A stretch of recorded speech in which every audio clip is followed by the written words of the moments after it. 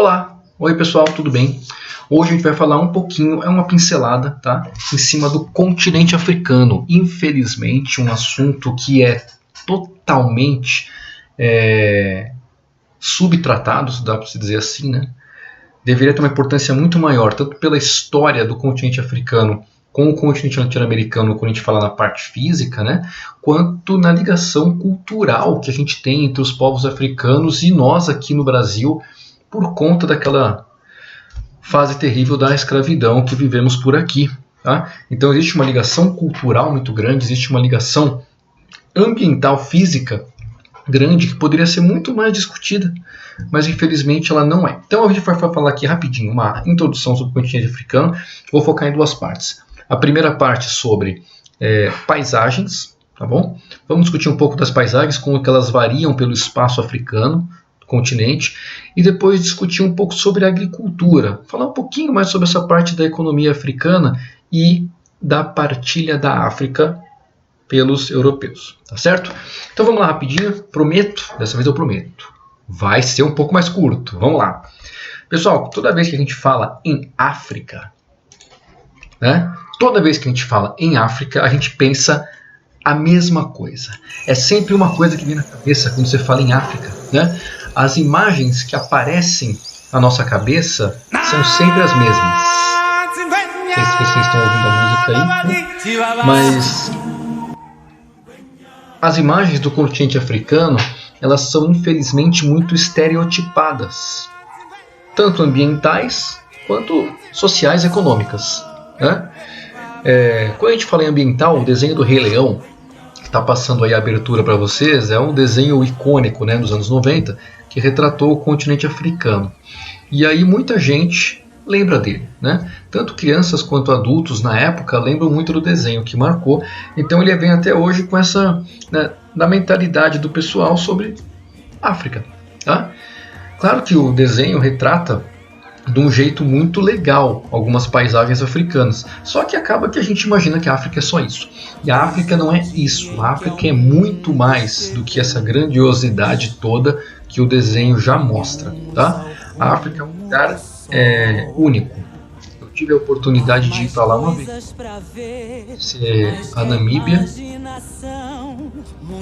deve ter sido a melhor ou a segunda melhor viagem que eu fiz na minha vida inteira. Muito legal o lugar. Revelador você conhecer o continente africano, tá? Então essas paisagens que vão aparecendo aqui na abertura do desenho mostra a savana, mostra locais com grandes corredeiras de água e grandes cachoeiras, mostra ao mesmo tempo grandes áreas alagadas e áreas secas e uma diversidade enorme de fauna, né? É uma coisa maravilhosa mesmo, naturalmente linda mesmo, né? Só que não é isso só que está mostrando aí, a variedade é muito maior. Então vamos dar uma olhada e tentar entender o porquê que essa variedade é tão grande. Qual Mufasa? Bora. Pessoal, essa foto aí, você vendo assim na internet, dificilmente alguém ia falar que essa foto foi tirada na África, né? Mas ela é o topo do Monte Kilimanjaro. Kilimanjaro é um vulcão lá no continente africano, cheio de neve. Neves eternas, neves permanentes no seu topo, claro que estão diminuindo aí por causa do aquecimento global, mas neves eternas.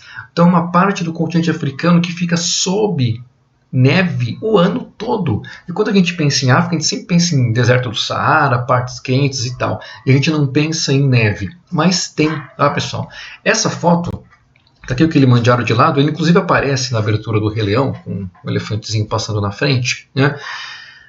Eu acho muito legal a gente mostrar a África assim, em imagens e depois o mapa, né, para a gente discutir, lembrar a questão do clima. Como que variam os climas, quais fatores influenciam principalmente nisso. E aí o Kilimanjaro é um grande exemplo disso, porque a gente tem um continente que no nosso imaginário é muito seco e muito quente, essa parte de neve justamente porque ela está numa altitude muito elevada. Então a gente tem que relembrar que mesmo em áreas próximas ao Equador, tu pode encontrar neve e gelo, desde que elas estejam em locais altos. Tá? Então a presença do Monte Kilimanjaro vai mostrar duas coisas para a gente aí, ele é um vulcão. Então primeira coisa, que se questões tratarem clima do continente africano, você vai ter sim locais que têm climas mais frios, por exemplo, na altitude, como o Kilimanjaro, ou se tiver bastante lá para o sul da África, tipo na África do Sul, na Namíbia, que recebem correntes frias direto da Antártida, inclusive o deserto é muito frio à noite lá. Tá? Então a gente tem que se lembrar desses fatores do clima, vão influenciar no continente africano, pode aparecer algumas questões de pegadinhas para vocês, e o Monte Kilimanjaro é um vulcão, coisa que a gente não tem no Brasil. Então, se você tem vulcões no continente africano e grandes montanhas, pode crer que uma das coisas que pode aparecer nas questões é justamente sobre a formação e manutenção desse tipo de relevo lá. E o que mais aparece, quando eu falo de relevo africano nas questões, é o tal do Vale do Rift africano. Vou mostrar para vocês no mapa onde ele se localiza. Tá? Mas antes de tudo, o que é o Vale do Rift? O que é um rift? É uma parte do continente africano que ela está se, entre aspas, rasgando, né? Como assim, professor? Um movimento divergente entre duas, numa falha geológica, um movimento divergente, está abrindo o continente africano, próximo ali do dito chifre da África, vou mostrar para vocês no mapa, e essa abertura tectônica é chamada de rift. Tá? Então é um rift ativo, então é uma abertura ativa, e por causa dessa abertura você tem então atividades vulcânicas associadas, terremotos e a formação de grandes relevos, tá bom? Maravilha! Aqui a gente tem então uma imagem com cores colocadas aí por computador do continente africano. Então uma imagem não, uma montagem, né? Então olha só o que interessa pra gente aqui. Lá no primeiro ano de vocês, nas aulas de clima, eu já tinha falado que é muito legal usar o continente africano para estudar os fatores que vão influenciar no clima. Isso porque ela é praticamente um espelho. Tá? A gente tem no meio do caminho uma parte mais verde escura, aí a gente tem uma parte mais árida ao norte e uma parte mais árida... Opa, travou meu mouse. Mais árida ao sul. Tá? Então a gente tem aqui legal a influência da latitude, da continentalidade no clima africano e aí, consequentemente, nos biomas também. Né? A parte mais verde, mais escura, no centro do continente, é onde passa a linha do Equador. É uma região do planeta onde você tem maior radiação durante o ano inteiro, maior energia, você tem maior evaporação, você tem maiores quantidades de chuva. Automaticamente isso reflete em vegetações mais densas. Então, pessoal, quando a gente fala em continente africano, você lembra só lá do deserto e tal, das áreas secas, das savanas, existem florestas muito densas na África, do mesmo jeito que existem aqui no Brasil, tá bom? Então, por exemplo, Congo é um exemplo de um país, tá? Congo, República do Congo, são países que estão por aqui, República Centro-Africana, são países que estão por aqui nessa região. Então, país de um clima muito úmido, de florestas muito exuberantes, muito densas, e aí vocês podem crer também que, do mesmo jeito que acontece na América do Sul, em outros lugares do mundo, se você tem um clima úmido e tal, isso favorece também atividades agrícolas que são feitas no local do mesmo jeito, tá, pessoal? Indo um pouco mais ao norte e um pouco mais ao sul, nós encontramos os trópicos. Aqui em cima nós temos o trópico de Câncer e aqui embaixo nós temos o trópico de Capricórnio. Tá bom? TC, Câncer Capricórnio. Lembra que os trópicos eles são áreas com pressões naturalmente um pouco mais elevadas. Então eles já vão contribuir com uma formação menor de precipitação ali por causa da pressão mais elevada. Tá? Junto disso, você tem aqui a grande área do continente africano ao norte. Ó, é muito largo o continente, o que limita bastante a influência dos oceanos, né? Então vai atuar aí como uma continentalidade. Alguns relevos que a gente tem aqui, ó, entre Marrocos, Europa, ao mesmo tempo aqui também ao longo do Mar Vermelho, onde acontece o rift. Tá? Esses relevos, junto com o trópico, junto com a largura do continente, vai levar à formação do maior deserto quente do planeta contínuo, que é o deserto do Saara. E na parte de baixo, a gente tem a mesma coisa. A gente tem aqui o Trópico de Capricórnio, então pressões mais elevadas. A gente tem também alguns relevos aqui na parte leste da África do Sul. E junto a gente tem a corrente fria que vem direto da Antártida e bate aqui na costa sudoeste da África. Então a gente tem uma corrente fria, a gente tem o trópico, a gente tem alguns relevos, formação então do deserto. Aqui embaixo na Namíbia, na África do Sul, temos o deserto que muitas vezes é dito como o mais antigo deserto do mundo, que ainda é deserto, né? O mais antigo deserto contínuo, tá? O deserto da Namíbia, toda essa parte da África do Sul aí, muito bonita, que eu visitei lá, vale a pena. Formados por influência do trópico, influência das correntes frias e um pouco de influência do relevo também lá na parte leste do continente. Por que é praticamente um espelho? Porque a gente tem deserto, floresta, deserto. E entre floresta e deserto, a gente tem a savana. Do mesmo jeito que existe o cerrado no Brasil, que vai transitar ali da parte mais úmida, indo um pouco mais ao sul, onde você tem os climas um pouco úmido, uma parte úmida, uma parte seca durante o ano. Mesma coisa a gente tem aqui as savanas. Tá? Então, na transição das florestas equatoriais para o deserto, nós temos a savana. Grande parte da África é de domínio das savanas. Tá? Lembrando que vão se assemelhar bastante aos nossos cerrados. Então, são áreas mais espaçadas, né? Áreas mais abertas, claro que muitas árvores também presentes, mas às vezes espaçadas, às vezes um pouco mais juntas, mas não tão exuberante nem tão denso quanto as florestas. E as savanas, que são a coisa mais assim representada no desenho do Rei Leão, e o que a gente mais lembra sempre da África quando aparece são savanas e desertos. É o que mais aparece nas televisões, por exemplo, quando mostram a África, enfim. Tá? Então, pessoal, quando falar de parte ambiental da África, a gente tem que atrelar ela aos fatores que vão moldar o clima. E o clima vai moldar aí os biomas. Então, como você tem a linha do Equador bem no meio do continente africano, você tem o meio muito mais úmido, com biomas mais florestados, e quanto mais ao norte ou mais ao sul você vai ter cada vez mais seco, até a formação do deserto ao norte e do deserto ao sul, tá certo? E na passagem da floresta para o deserto você tem o domínio das savanas, tá bom? Continuando.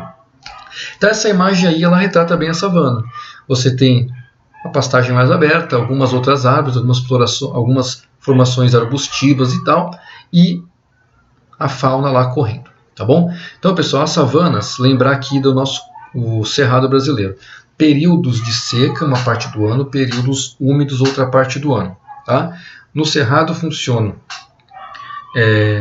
como ele está todo o nosso cerrado no hemisfério sul, então a gente vai ter a parte do inverno e a parte do verão sempre acostumados do nosso jeito, né? Então, se você vai lá para o cerrado, por exemplo, em julho, ele está seco. Você vai no final do ano, ele está úmido. Lembrando que na África você tem tanto o hemisfério sul quanto o norte, então as savanas lá elas vão se comportar iguais ao cerrado do Brasil na parte do hemisfério sul da África, e no hemisfério norte da África elas vão se comportar de maneira inversa, tá bom? Mas o que interessa, savana vai fazer a transição do clima mais úmido para o mais seco. Essa área vai ter uma parte do ano úmida e uma parte do ano mais seca, tá bom? Caracterizada, muito parecida com o cerrado, com áreas abertas de pasto, gramíneas e tal, presença de árvores muitas vezes espaçadas e vegetação arbustiva, beleza? É nessa área das savanas que, assim como o Brasil, facilita você fazer produções agrícolas e coisas do tipo. Explorar porque o relevo é mais plano, tá? Do mesmo jeito, é aqui que você acha os maiores exemplares da fauna. Elefantes, girafas vão estar por aí na savana africana, tudo bem? Mais uma foto da savana aí. Essas fotos eu peguei do Google, tá, pessoal? Eu não tirei. Então a girafa, e a gente consegue ver bem como que a paisagem é. Bem plana, ao fundo a gente tem uma formação montanhosa, mas bem plana com as árvores espaçadas, né? E essa imagem próxima representa as florestas tropicais, as florestas equatoriais do continente africano. Aqui a gente tem alguns chimpanzés e a mata bem fechada. Se a gente vê essa foto aqui e joga numa sala de aula, muitas vezes já aconteceu, o pessoal não fala que é África. O pessoal fala, é Amazônia.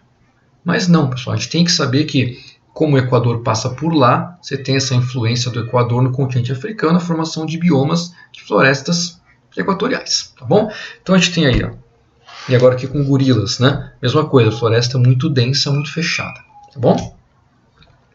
Ah, professor, eles têm os mesmos problemas de desmatamento que o Brasil e de queimada? Com certeza tem, pessoal, eles têm sim, tá? Eles têm problemas de desmatamento do mesmo jeito que a gente tem. E uma das regiões que simboliza esse problema é o Sahel. O Sahel está aqui em destaque nesse mapa, tá? Ele é a transição da savana para o deserto, tudo bem? E tem problema de desmatamento? Tem. E por que é uma região importante? Ela já apareceu em várias questões, principalmente com um projeto para recuperação do Sahel. que era os países que fazem parte dele fazendo uma linha verde de plantação de árvores para impedir que o deserto avançasse, que a desertificação acontecesse, diminuindo as áreas de cerrado e diminuindo assim as áreas de agricultura, que nessa faixa aí são inclusive agricultura de mais subsistência, agricultura nômade, não agricultura intensiva. A agricultura intensiva que a gente vai achar no continente africano, onde tem irrigação, ou são próximas aos grandes rios, ou são longe das áreas do deserto, tá bom? Então, pessoal, Sahel, quando aparecer para vocês, transição savana-deserto, muito discutida, porque é uma área onde o deserto se expande. Então aqui o deserto do Saara indo em direção às savanas africanas, tá certo? Essa expansão do deserto acontece em parte por causa dos desmatamentos que são feitos no local, que você desmata, você tira aquela pouca vegetação que tem, o solo não consegue se recuperar, porque a vegetação ela estava ali, mas como ela é pouca vegetação, que armazenava pouca água, quando você tira essa vegetação, a pouca água que era armazenada com a ajuda dela, deixa de ser armazenada, então a vegetação não volta a crescer como era antes. Logo o deserto consegue se expandir. Aparece muito isso aí porque existia um projeto enorme de um cinturão verde para cobrir toda a área do Sahel, nesses países aqui que fazem parte dele. Tá? Então a plantação do cinturão verde, tudo bem? Pensando justamente em frear um pouco a velocidade da expansão do deserto, para esses países não terem problemas sociais das pessoas se deslocando por causa da desertificação e problemas econômicos com perdas de locais que poderiam ser usados para atividade agrícola. Beleza? Essa foto eu peguei do Google também, pessoal. Sahel mostra um solo extremamente seco. Tá? Esse solo extremamente seco, ele é assim o ano inteiro? Não, não precisa ser, tudo bem? Se chove, essa argila ela acaba se expandindo de novo. Mas é para mostrar bem como a área é seca e, portanto, frágil à desertificação. Muito propícia à desertificação. Tá? Então, se você desmata essa área, dificilmente a vegetação vai se recompor como era antes, e aí tende a avançar a desertificação por cima desse território. Bom? E aí, os desertos. Né? Então, os desertos, o deserto do Saara ao norte é o mais famoso, e o deserto da Namíbia, da África do Sul ao sul, o Kalahari, que também é um deserto muito famoso, mas o Saara é muito mais, que tem a paisagem de dunas. Né? Presença de um ou outro tipo de vegetação, mas o que interessa para a gente, desertos são áreas com pouca biodiversidade que chove muito pouco, tá bom? Então você não vai achar vegetação abundante de jeito nenhum, apenas nas áreas dos oásis. E aí os oásis, eu quero comentar com vocês, o oásis está aqui, ó, está aqui um oásis. Tá? O que é um oásis, pessoal? É um afloramento de água no meio do deserto. A gente até falou disso quando falou dos biomas. Né? Falei dos biomas com vocês lá no segundo ano, quando a gente falou de deserto, eu falei dos oásis. Então, você tem uma água subterrânea, em alguns locais mais baixos das dunas, como a gente tem aqui, ó, terreno baixando aqui, você tem o afloramento do nível freático. Né? Então, a água acaba vindo para a superfície porque o terreno está baixando, a água subterrânea acaba aflorando. Onde a água aflora, as plantas crescem. Isso, pessoal, é uma coisa também que já me perguntaram várias vezes. Ah, pessoal, o solo do deserto é infértil? Não. Repara que onde existe a água do oásis, nasce vegetação. É um solo muito arenoso, mas não quer dizer que ele é infértil. Se você tratar esse solo e irrigar, consegue fazer plantação nele. Tá? Claro que é uma coisa muito cara. Isso é muito feito em Israel, por exemplo, irrigação do deserto, mas é possível. Tá? E aqui tem mais duas paisagens de exceção na África. Essa primeira foto aqui são os baobás de Madagascar. Deve ser muito legal ver isso daí. Tá? Por que eles estão aqui? Uma questão bem simples. Madagascar, vou voltar aqui essa mapinha. Ó. Madagascar é esta ilha aqui, das maiores ilhas do mundo. Tá? Ela está isolada do continente africano há muitos milhões de anos. Então esse isolamento geográfico faz com que as espécies evoluam de jeitos diferentes. Isso aí o professor de biologia vai tratar de um jeito muito melhor do que eu. Né? Mas o isolamento geográfico ele faz com que essa evolução se dê de uma maneira diferente do que no continente.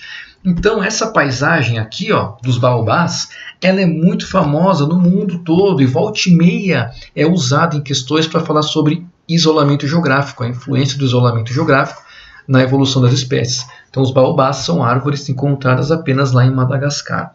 junto com outros animais, tipo os lêmures do eu me remexo muito também, né? Só em Madagascar. E aqui uma outra foto, como eu já mostrei o Kilimanjaro, mas não custa nada, neve no deserto. Tá? Acontece? Sim, acontece.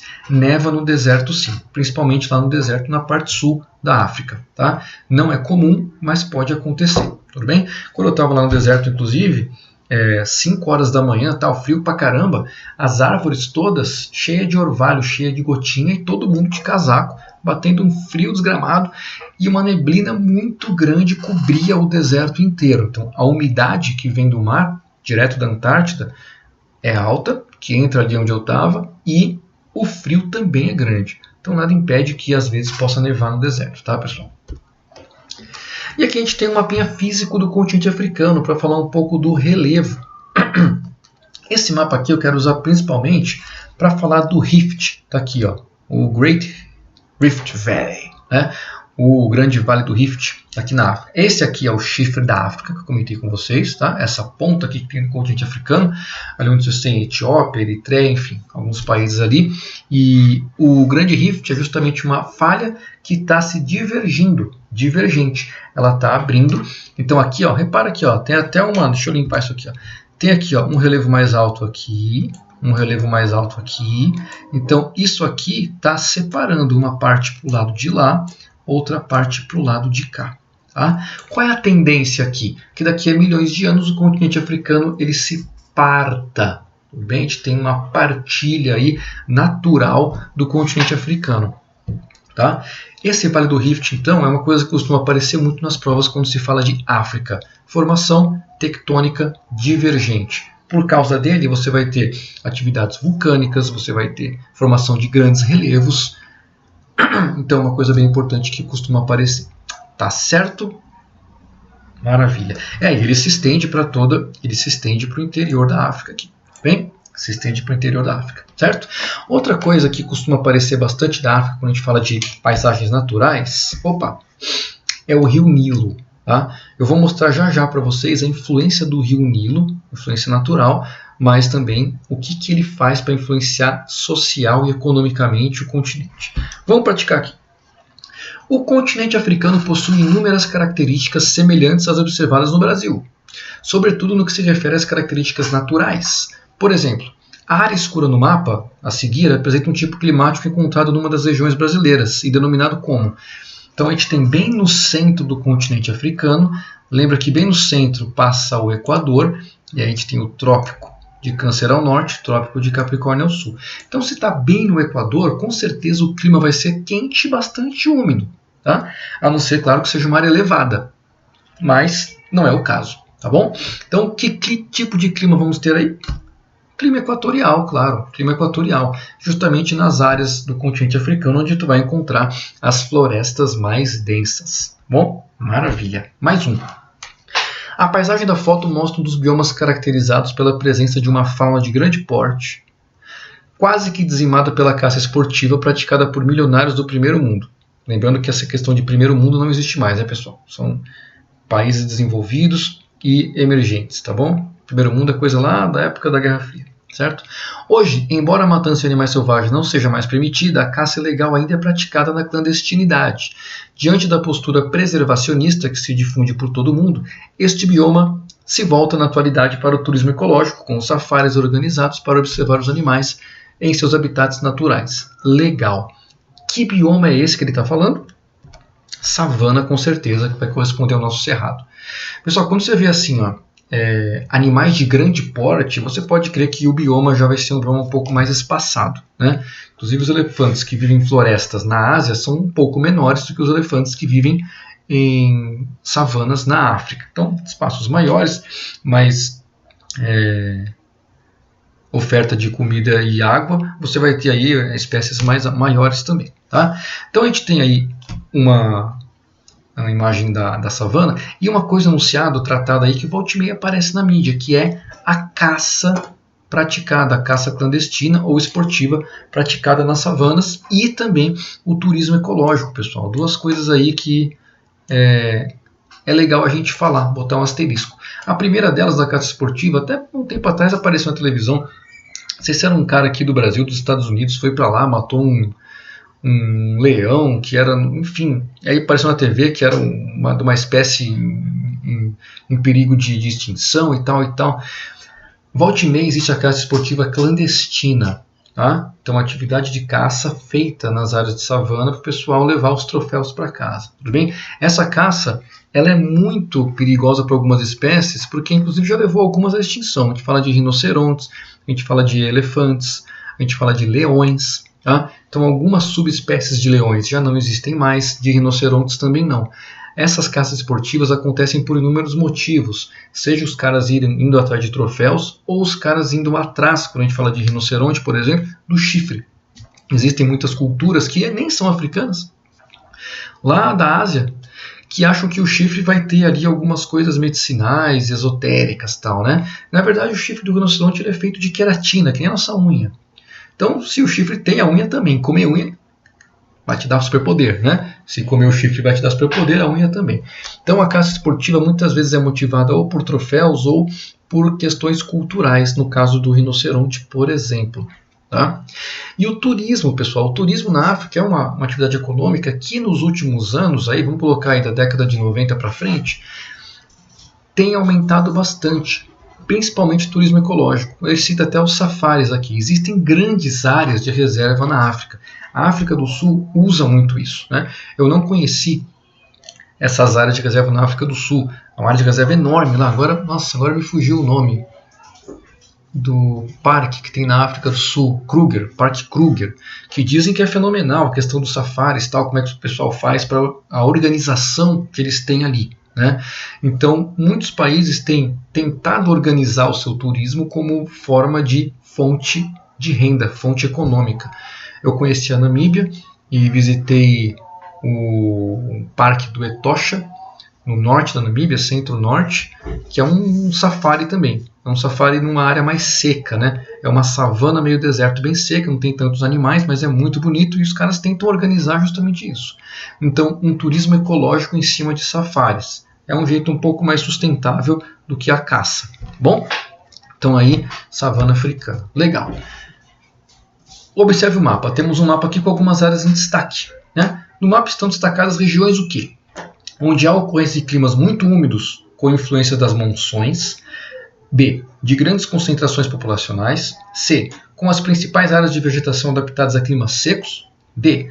Das mais importantes áreas de criação de bovinos no mundo. E.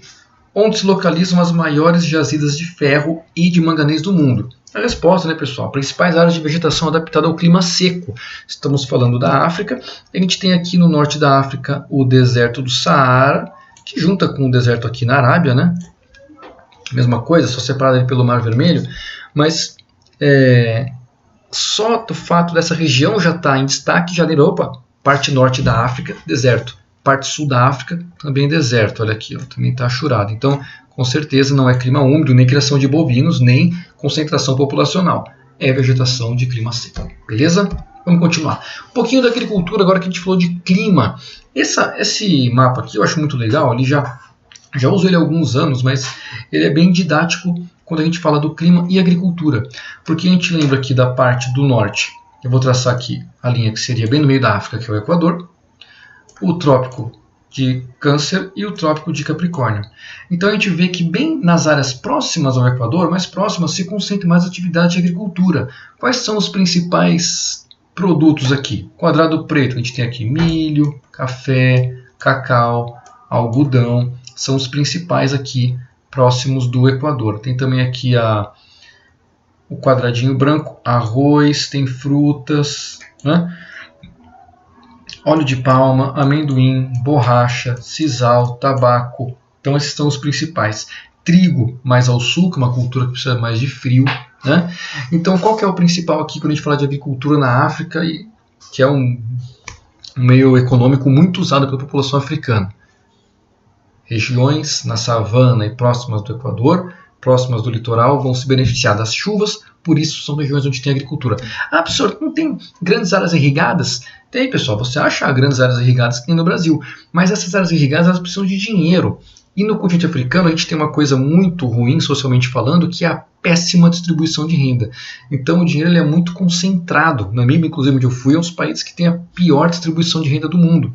Então você não acha grandes áreas irrigadas, né? Se a pessoa tem muito dinheiro, ela pode fazer? Pode, né? Mas como a maioria da população não tem esse acesso ao capital, você não acha tantas áreas irrigadas quanto no Brasil. Mas é claro, elas existem também.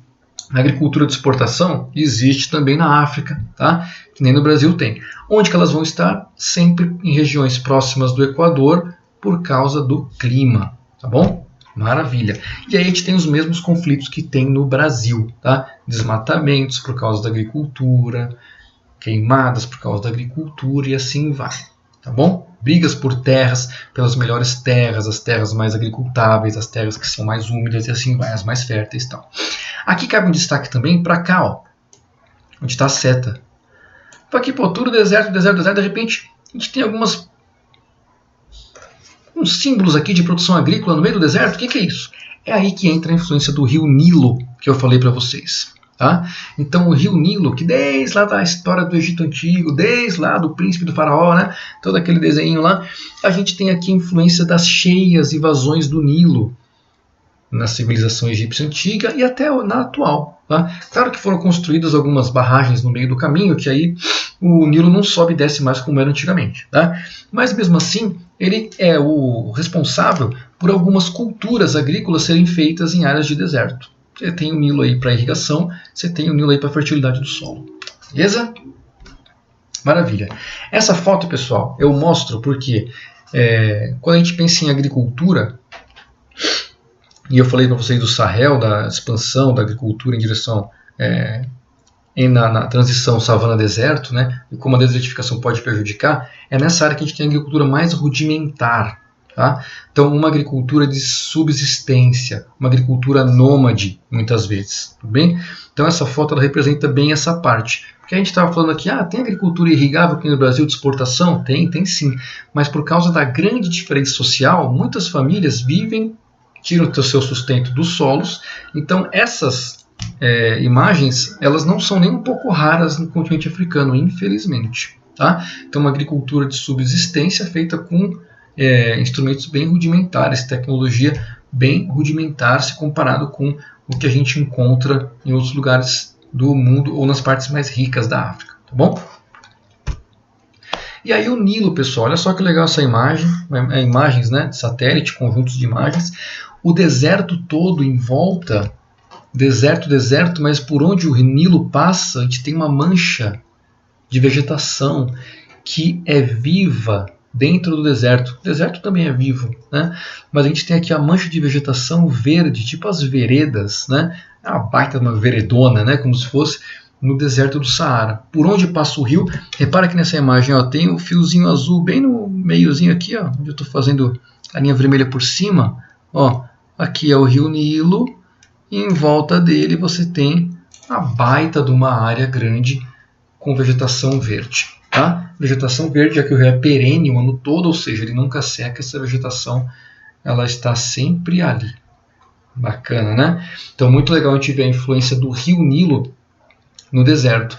E aí, é claro que a partir disso você pode tirar várias conclusões sociais e econômicas do rio. Né? Se você tem um rio desse passando numa área muito desértica, é claro que ele é muito disputado, é claro que ele é muito importante para as sociedades que tem aí, importante porque dá acesso à água, e importante porque também possibilita que grandes cidades se desenvolvam, não só por causa da água para a agricultura, mas a água para consumo das pessoas, para consumo de indústrias. Então no Egito você tem a capital Cairo, que está aí do lado do rio Nilo, que é uma cidade enorme, aglomerado urbano enorme, que só existe por causa do rio. Tá bom? Maravilha. E aí uma foto noturna, que é muito legal, que mostra justamente isso, né? Olha só nas áreas de deserto, como você praticamente não tem luz à noite. E olha só nas áreas onde o rio passa, que é justamente ali onde a população se concentra, as atividades econômicas se concentram. Né? Então, muito bacana essa foto para mostrar a influência social e econômica do rio Nilo no continente africano. Essa aqui é uma animaçãozinha. mostra com o passar dos meses do ano, conforme o rio vai subindo e descendo, a vegetação se tornando mais verde, menos verde, mais verde, menos verde. Então, conforme o rio tem suas cheias e suas vazantes, enche, fertiliza o solo, vegetação, pá, tem a seca, o pessoal planta, tal, depois sai. Então, quando tem cheia e vazante, você tem essa alternância da vegetação, influência do rio natural, que depois reflete na social e na economia. E se não tiver rio? Ninguém morre, tá? Irrigação, pessoal. Se não tiver rio, irrigação. Comentei com vocês. Na África isso não é muito usado porque é uma técnica cara. No Oriente Médio isso aqui é mais usado, tá? Ou no norte da África, onde os países têm uma condição econômica um pouco melhor. Aí isso aqui é usado, irrigação do deserto, muitas vezes com água do mar. Eles dessalinizam a água do mar, tiram o sal da água do mar e usam para irrigar produções no deserto. E aí você tem áreas antes que não produziam nada, quando você irriga e trata, elas passam a produzir alimento. Tá bom? É uma saída, tudo bem? E um pouquinho da partilha da África, pessoal. Existem vários estudos sobre como era a África antes de chegarem os europeus. Claro que a gente não tem uma noção exata de como era. Existem vários mapas mostrando divisões distintas, mas o que a gente tem certeza? Que a divisão, as divisões territoriais pré-chegada dos europeus eram muito diferentes das divisões territoriais pós-chegada dos europeus. Tá? A gente tem um mapa aqui que mostra mais ou menos algumas divisões. Alguns estados de influência islâmica, influência árabe, né, onde o Império Árabe dominou todo o norte da África. Alguns estados africanos mesmo, aqui em marrom. Alguns reinos, então aqui nas partes achuradas, né. Territórios coloniais já pequenos e o resto povos tribais. Tudo bem? Esse mapinha aqui, ele contrasta bastante com esse, que é o mapa mais atual da África. Claro que aqui está faltando essa divisão do Sudão com o Sudão do Sul, né? Esse país aqui se dividiu em dois, tá? Mas esse mapa mais atual da África, dividido em cores, contrasta bastante com aquele anterior. A gente tem aqui a divisão dos países e pelas cores, ó, tudo que é esse verde escuro era de colônia alemã. Claro que a Alemanha perdeu tudo na Segunda Guerra Mundial, mas antes, né? Então a gente tem alguns países, ó, Camarões, Namíbia, Tanzânia, Burundi aqui no meio. A gente tem colônias belgas, no caso aqui o Congo belga, né, o antigo Congo belga, né, República Democrática do Congo. A gente tem colônias espanholas, então aqui Saara Ocidental, que até hoje é uma briga, pessoal. Saara Ocidental é uma briga muito grande ainda. Marrocos fala que pertence a ele e a comunidade internacional não apoia, então é uma briga política grande ali. O Trump, antes de sair agora da presidência dos Estados Unidos, apoiou que fosse dado ao Marrocos o Saara Ocidental, mas a ONU não apoia isso. Tá? Então, colônias espanholas, inclusive dentro do território do Marrocos, a Espanha mantém até hoje 2 cidades que são cercadas, muradas, né, pertencentes à Espanha, dentro do território do Marrocos, bem no estreito aqui, ó, onde tem a passagem do Oceano Atlântico para o Mar Mediterrâneo. Tá? É importante você controlar o estreito, então você tem 2 cidades espanholas do lado do Marrocos ainda até hoje. Tá? Domínio francês, essa parte laranja mais escura aqui, ó, então a grande parte da África é o domínio francês. Uma coisa que explica, inclusive, a grande quantidade de imigrantes que a França recebe hoje. Né? Então, muitas vezes os franceses, você vê pessoas reclamando, né? A França vai virar reduto de imigrante, a galera que é contra imigrante, que é tudo xenófobo e tal, o pessoal cheio de xenofobia. Mas esquece que esses imigrantes estão indo para lá porque a França já foi lá na África dominar eles antes. Né?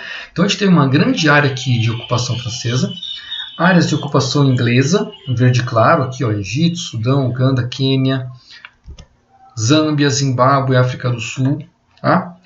Áreas de ocupação italiana, coitada. A Itália, tanto a Itália quanto a Alemanha, né, pessoal? Quando a gente viu a questão da Primeira Guerra Mundial, vimos que foram países que politicamente se unificaram muito tarde. Então, eles entraram muito tarde na corrida da colonização.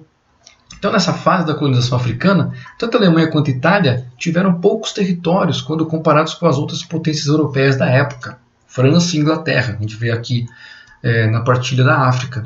Né? Então, a Itália ficou aqui com influência sobre Líbia, Eritreia, Somália. Poucos territórios comparados com outros países. E mesmo assim, pessoal, tentou inclusive dominar a Etiópia, que está aqui como cor independente, e tomou um cacete aqui, né? Então a Etiópia, que nunca foi colonizada por europeus, a Itália tentou, não conseguiu, tá bom? E aqui de laranjinha, Portugal. E aqui cabe um asterisco muito importante, pessoal. A gente tem aqui Cabo Verde, tá? Guiné-Bissau, Angola, Moçambique e São Tomé e Príncipe. São esses 5 países africanos que foram colonizados por Portugal, falam português e costumam aparecer nas questões de vestibular quando se trata de África. Tá? Quando tem história da África, geografia da África, muitas vezes esses países aparecem em destaque, são as colônias portuguesas na África. Em destaque por quê? Falam português, então vão ter uma ligação histórica, cultural com Portugal e Brasil. E o Brasil, há uns anos atrás, fez grandes investimentos econômicos nos países que falam português na África, tá? Principalmente em Angola, atrás de petróleo. Angola é um baita de um país, tá aqui Angola, é um baita de um país rico em petróleo, que se souber explorar direitinho e administrar direitinho, tem muito dinheiro para ganhar ali. Né? Infelizmente é um país que passa por guerras civis há muitos e muitos anos, então é um país muito instável politicamente. Tá bom? Angola. Maravilha. África nos dias de hoje, a gente tem um mapa aí, mesmo que eu mostrei antes, né? Só lembrar que o Sudão aqui agora foi dividido no meio, uma parte é Sudão do Sul, outra parte é Sudão mesmo.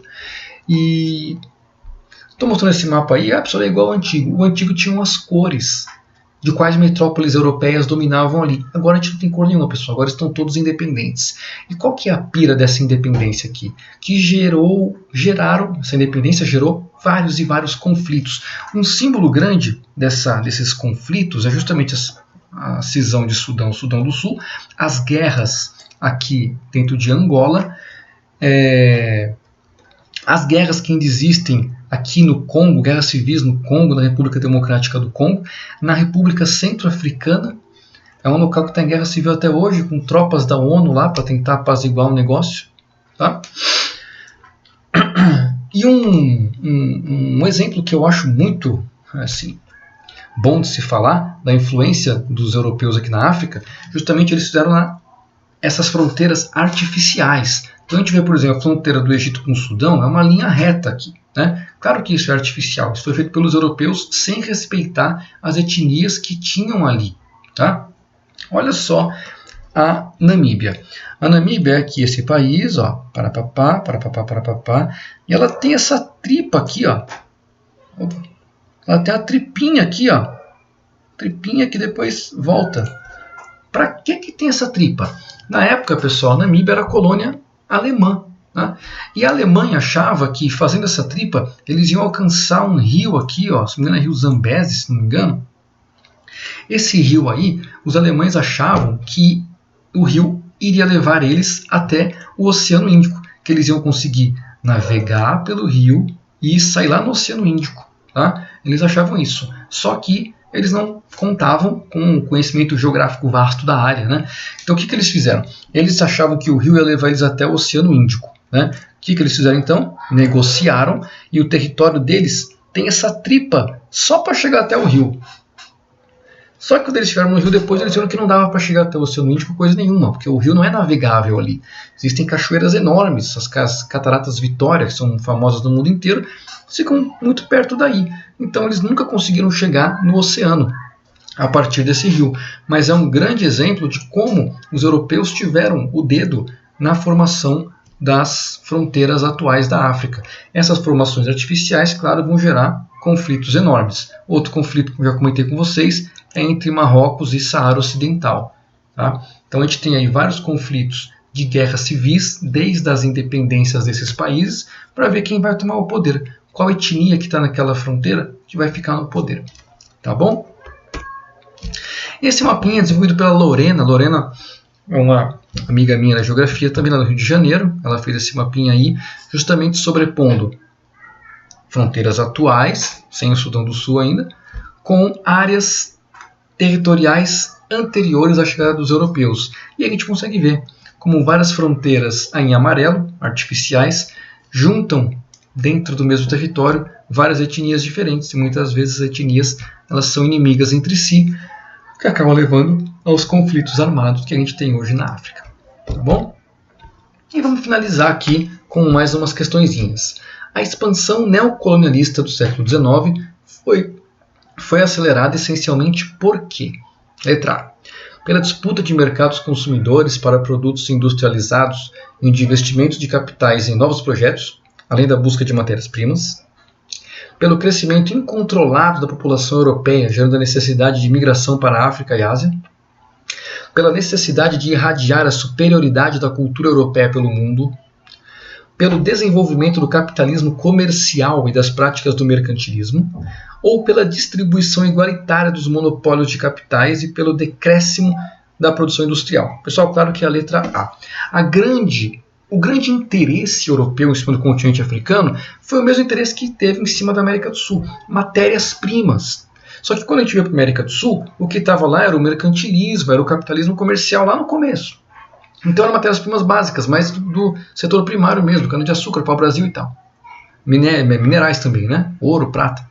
Agora o que está em jogo aqui na neocolonização africana no século XIX já é um capitalismo industrial. Então a gente já sai que o mercantilismo e capitalismo comercial está fora. Isso aqui é lá século XV e XVI. Século XIX já tem a indústria. Então o interesse na África é grande por causa de matéria-prima para a indústria. Tá? Porque você tem ali grandes jazidas minerais. Isso interessa muito para a indústria. Você tem ali jazidas de carvão, que interessa também como combustível, petróleo, que vai interessar para a indústria. Até hoje é o principal combustível do mundo. Tá? Ao mesmo tempo, você vai ter vários mercados consumidores. As populações africanas vão consumir o que as suas metrópoles produzem nas suas indústrias. Então, mercados consumidores e busca de matérias-primas para as indústrias. Tá, pessoal? A população europeia não estava crescendo descontroladamente, como diz a letra B. Ninguém foi para a Ásia e África por causa disso, foi atrás de matéria-prima mesmo. Ninguém estava a fim de irradiar a cultura europeia pelo mundo porque era superior. Tá? Claro que ela foi junto, também essa cultura foi, mas o principal fator não era levar a cultura europeia, era você conseguir mercado consumidor e matéria-prima para suas indústrias, era a sua economia avançar, tá bom? Sua força política avançar. A cultura ia ali indiretamente. Né? E distribuição igualitária dos monopólios e capitais pelo decréscimo da produção industrial? Claro que não, a produção industrial não estava decaindo, aumenta e aumenta e aumenta cada vez mais com o passar do tempo, com pequenas variações. Né? Essa questão, pessoal, o PUC de Campinas, ela é muito legal porque ela trata de um assunto bem atual quando a gente fala de África, que é o que o pessoal está falando como um novo colonialismo africano feito pela China. E quando eu fui lá na Namíbia, eu vi isso. Grandes obras de infraestrutura, grandes obras de, por exemplo, construção de estradas, aeroportos, represas, construídas com dinheiro chinês. Então a China está financiando bastante obras nesses países com o intuito por trás, claro, de conseguir algumas vantagens para suas indústrias se instalarem lá, né, para os seus produtos entrarem lá. Então é como se a China financiasse com uma moeda de troca. Né? E falam que isso é uma nova colonização do continente africano. Inclusive tem uma questão dessa na atividade que eu deixei para vocês. Tá bom? Mais uma atividade aqui, a última. Em 1891, Mênfis I, rei dos Ashanti, na Costa do Ouro, atual Gana, na África, respondeu da seguinte forma a uma consulta. A proposta para o país Ashanti, na presente situação, colocar-se sob proteção de Sua Majestade a Rainha e Imperatriz da Índia, foi objeto de exame aprofundado. Mas me permitam dizer que chegamos à seguinte conclusão. Meu reino, o Ashanti, jamais aderirá a tal política. Beleza. A partir do texto anterior, pode-se afirmar que a conquista da África pelos países europeus foi como? Baseou-se exclusivamente em operações militares, contou com o apoio das populações militares. Está escrito também, né? C. Encontrou resistência de chefes e reis africanos, ou D. Enfrentou a concorrência dos impérios asiáticos. Não, né? Então, encontrou resistência dos chefes e reis africanos, o FMG. Tá? É claro, pessoal, que o pessoal que morava na África antes não abriu a porta e falou, pode entrar. Claro que não. Né? A conquista da África foi em cima de muito sangue. Então, muito e muito sangue, que até hoje corre lá por causa da conquista do modo que ela foi feita. Tá? Então, europeus dominaram grandes áreas, subjugaram grandes reinos que existiam antes ali, e em nome da sua expansão. Beleza? Pessoal, espero que algumas dúvidas tenham sido esclarecidas. Espero que vocês tenham conseguido absorver alguma informação. Me procurem no Moodle, me procurem no WhatsApp. E muito obrigado. Boa sorte. Nos vemos em breve. Tá certo? Falou!